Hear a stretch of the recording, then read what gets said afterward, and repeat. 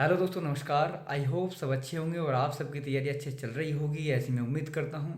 दोस्तों, आज हम बात करेंगे दिल्ली पुलिस से रिलेटेड या फिर कोई भी एग्ज़ाम हो कि आपको ये गलती नहीं करनी है जो ख़ास तौर से मैंने करी थी और जो उसके बाद में फिर मैंने जो सुधार किया है और फिर मेरा सिलेक्शन हुए हैं और बैक टू बैक जो है हर एक एग्ज़ाम क्लियर हुआ है। तो वैसी गलती आपको नहीं करनी है, इसीलिए हम जो अपना वीडियो बना रहे हैं, जो मोटिवेट कर रहे हैं ताकि आप वे गलती से ना करो और उन गलतियों से बच सको। दोस्तों, तो आइए इस वीडियो को स्टार्ट करते हैं।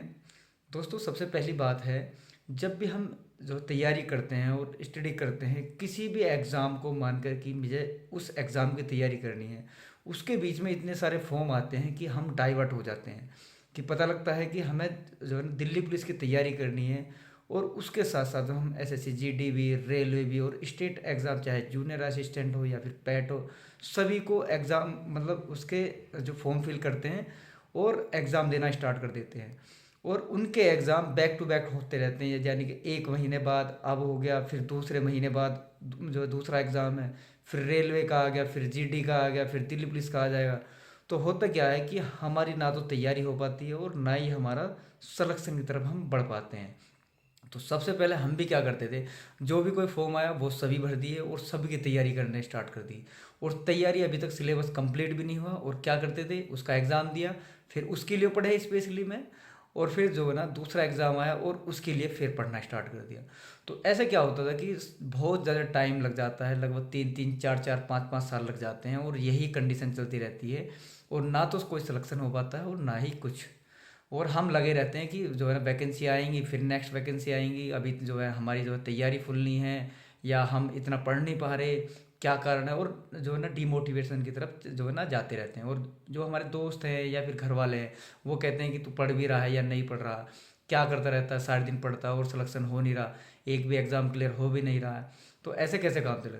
तो भाई इन्हीं चीज़ों से बचना है। यदि आपने एक टारगेट बनाया है कि मुझे दिल्ली पुलिस के लिए जो है तैयारी करनी है, स्पेशल में आपको दिल्ली पुलिस के लिए पढ़ना है। चाहे आप कोई भी फॉर्म फिल करो, उनके सिर्फ आपको एग्ज़ाम देने हैं, आपको पता लगेगा कि हाँ इस तरीके से एग्ज़ाम होता है।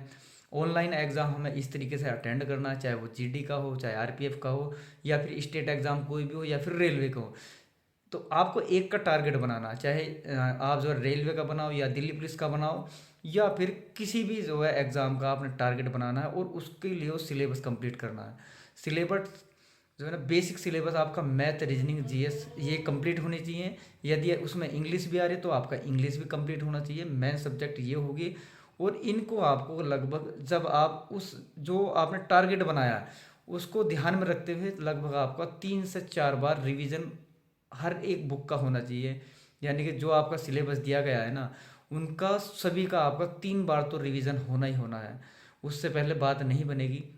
तो हमको इस तरीके से पढ़ना है कि हम उसको 3-4 बार पढ़ सकें।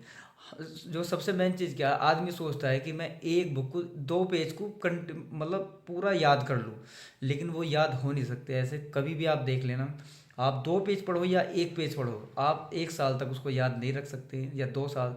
उसको आप तभी लॉन्ग टर्म तक याद रख सकते हो जब उसको आप कंटिन्यू पढ़ते रहोगे।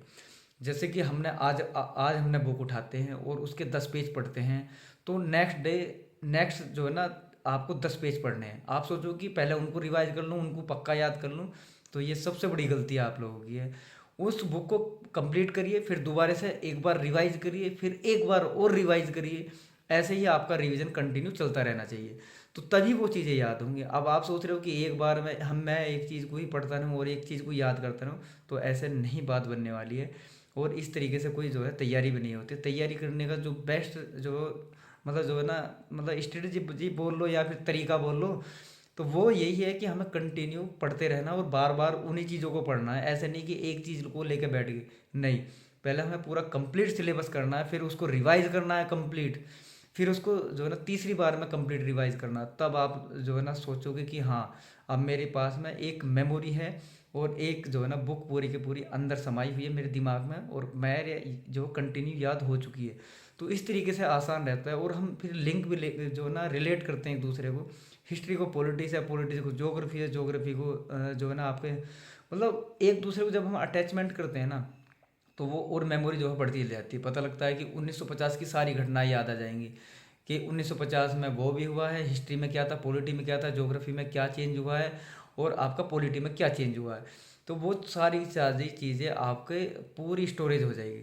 ऐसे ही मैथ में है, और मैथ में भी जब हम कंटिन्यू प्रैक्टिस करते रहेंगे, पहले हमने जो है ना, आप मान के चलिए कि जो है कोई भी आप जो है ना कोई सा टॉपिक लीजिए, चाहे परसेंटेज हो, सीआई हो, एसआई हो, उनको आप करिए। एक बार कंप्लीट करने के बाद में फिर जो सेकंड टाइम फिर दोबारा से करिए, फिर थर्ड टाइम करिए, तो अपने आप चीज़ें याद होती चली जाएंगी। और फॉर्मूले बेस मैन है, आपको एक चार्ट पेपर पर फॉर्मूले लिखने हैं, और लिखने के बाद में उनको सुबह शाम आपको रिवाइज करना है।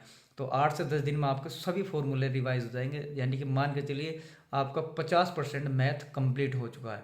यदि आपके फॉर्मूले याद हो गए ना, तो 50% मैथ आपका कंप्लीट।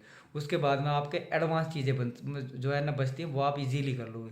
लेकिन मेन चीज़ है कि आपके फॉर्मूले याद होने चाहिए, आपको टेबल याद होने चाहिए, आपको स्क्वायर जो है ना याद होने चाहिए, आपको क्यूबॉइड जो है ना, क्यूब रूट जो है ना याद होने चाहिए। तो ये सब चीज़ें आपके फिंगर टिप्स होनी चाहिए। ऐसे ही रीजनिंग में जब हम बार बार 2 से 3 बार पढ़ लेंगे, तो आप लाइफ टाइम रीजनिंग नहीं भूलने वाले। और जो इंग्लिश है आपकी, यदि हम इंग्लिश वाला एग्ज़ाम है, जैसे कि एसएससी का कोई एग्ज़ाम देते हैं, तो हम इंग्लिश भी इसी तरीके से करेंगे कि एक बार ग्रामर को पढ़ेंगे, फिर ना वोकैब सेक्शन जो कंटिन्यू पढ़ते रहना है, रूट वर्ड हो गए, वन वर्ड सब्स्टिट्यूशन। तो ये सभी चीज़ें हम कंटिन्यू जब हम बार बार रिवाइज करेंगे ना, जैसे ही हम पूरे सिलेबस को अपने 3 से 4 बार रिवाइज करते हैं, तो पता लगता है कि हमारे अब जो है पूरी तैयारी हो चुकी है। आप कोई भी एग्ज़ाम दे दो, चाहे जो है ना सीजीएल दे दो, चाहे जो है ना सीएचएसएल दे दो, या फिर वन डे एग्ज़ाम कोई भी दे दो, सभी क्लियर होते चले जाएंगे। तो हमें इस तरीके से पढ़ना है, ना कि इस तरीके से कि आज हम रेलवे ग्रुप डी की तैयारी कर लें, फिर हम आरपीएफ की तैयारी कर लें, फिर हम दिल्ली पुलिस की तैयारी कर लें। नहीं, आप जो दिल्ली पुलिस को जो टारगेट लगाइए, और दिल्ली पुलिस को टारगेट लगा, उसके अकॉर्डिंग आप सिलेबस ख़त्म करना है, और बीच बीच में आप कोई भी एग्ज़ाम दे सकते हैं, लेकिन उसकी एक्स्ट्रा तैयारी नहीं करनी। फोकस आपका दिल्ली पुलिस होना चाहिए। और अपना जो मेन सब्जेक्ट है ना, जो भी आपका सिलेबस है, मैथ, रीजनिंग, जीएस, उनको कम से कम 3 से 4 बार आप रिवाइज कर लो, फिर आपका जीडी भी निकलेगा, ग्रुप डी भी निकलेगा, रेलवे के कोई भी एग्ज़ाम निकलेंगे, और एसएससी, सीजीएल, सीएचएसएल, सीपीओ सब निकलेंगे। लेकिन वो जब आप 3 से 4 बार जो है ना अपने सिलेबस को कंप्लीट कर लोगे।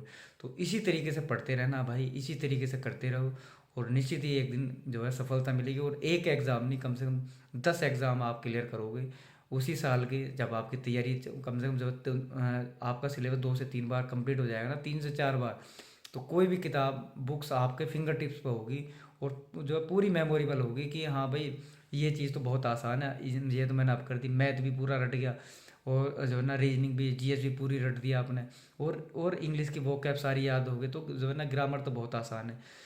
तो जो है सारी की सारी चीज़ें याद होती चली जाएंगी, और इतना छोटा सिलेबस लगेगा कि हाँ इसे तो मैं 1 महीने में कंप्लीट कर दूंगा जितना। और जो है ना जैसे ही मेरा एग्ज़ाम आता है, तो मैंने तुरंत ही इसका रिवीजन जो है कर देना है, और अपना जो है एग्ज़ाम देना है। तो दोस्तों, इसी के साथ जय हिंद, जय भारत, धन्यवाद दोस्तों।